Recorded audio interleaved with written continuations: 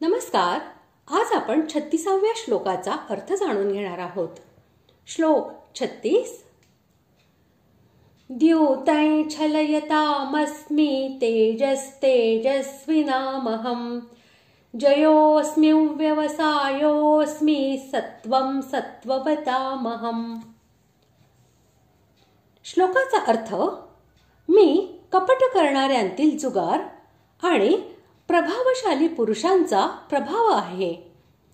मी जिंकणाऱ्यांचा विजय आहे. निश्चयी लोकांचा निश्चय आणि सात्विक पुरुषांचा सात्विक भाव आहे. जगामध्ये उत्तम, मध्यम आणि नीच असे जितके जीव आणि पदार्थ आहेत त्या सर्वांमध्ये भगवान व्याप्त आहेत आणि भगवंतांच्याच सत्तास्फूर्तीने सर्वजण सक्रिय होतात. असा एकही पदार्थ नाही की जो भगवंताच्या सत्तेने व शक्तीने रहित असा असेल. अशा सर्व प्रकारच्या सात्विक, राजस व तामस अशा जीवांमध्ये व पदार्थांमध्ये जे विशेष गुण, विशेष प्रभाव आणि विशेष चमत्काराने युक्त असतात त्यांमध्ये भगवंतांची सत्ता व शक्ती यांचा विशेष विकास असतो. या दृष्टीने येथे भगवंतांनी अत्यंत संक्षेपाने देवता, दैत्य, मनुष्य, पशु, पक्षी आणि सर्प इत्यादी चेतन तसेच वज्र, इंद्रिय, मन, समुद्र इत्यादी जड पदार्थांच्या बरोबर जय, निश्चय, तेज, नीती, ज्ञान इत्यादी भावांचेही वर्णन केलेले आहे. थोडक्यात सर्वांचे वर्णन व्हावे म्हणून मुख्य समष्टी विभागांची नावे सांगितली आहेत. ज्या ज्या व्यक्ती, पदार्थ, क्रिया किंवा भाव यांचे मनाने चिंतन होऊ लागेल त्यामध्ये माझेच चिंतन करावे असा अभिप्राय आहे. म्हणून कपट करणाऱ्यांमध्ये जुगाराला भगवंतांनी आपले स्वरूप असे सांगितले आहे. त्याला उत्तम असे म्हणून त्याविषयी प्रवृत्त करण्याच्या उद्देशाने नव्हे.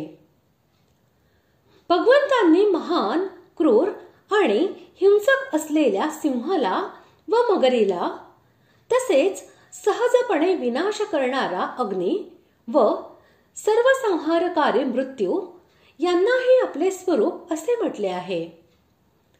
याचे तात्पर्य असे थोडेच आहे की कोणत्याही माणसाने सिंह किंवा मगरी बरोबर खेळावे, आगीत उडी टाकावी अथवा जाणून बुजून मृत्यूच्या मुखी घुसावे. असे करण्यास जी हरकत आहे तीच हरकत जुगार खेळण्यामध्ये आहे. प्रभाव, विजय, निश्चय व सात्विक भाव यांना आपले स्वरूप म्हणण्याचे तात्पर्य असे की हे चारही गुण भगवत प्राप्तीसाठी सहाय्यक होत. म्हणून भगवंतांनी यांना आपले स्वरूप असे म्हटले आहे.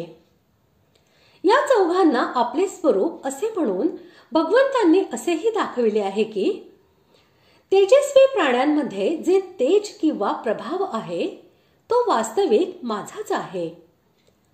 जो मनुष्य त्याला आपली शक्ती समजून अभिमान करतो तो चूक करतो. अशा प्रकारे विजय प्राप्त करणाऱ्यांचा विजय, निश्चय करणाऱ्यांचा निश्चय आणि सात्विक पुरुषांचा सात्विक भाव हे सर्व गुण सुद्धा माझेच आहेत. यांच्या निमित्ताने अभिमान करणे हा फार मोठा मूर्खपणा आहे. याशिवाय या म्हणण्यात असाही भावार्थ आहे की ज्यामध्ये वरील गुण असतील त्यांच्यामध्ये भगवंताचे तेज अधिक आहे असे समजून त्यांना श्रेष्ठ मानावे. अशा प्रकारे आज आपण 36व्या श्लोकाचा अर्थ जाणून घेतला. पुढील भागात आपण 37व्या श्लोकाचा अर्थ जाणून घेणार आहोत. धन्यवाद.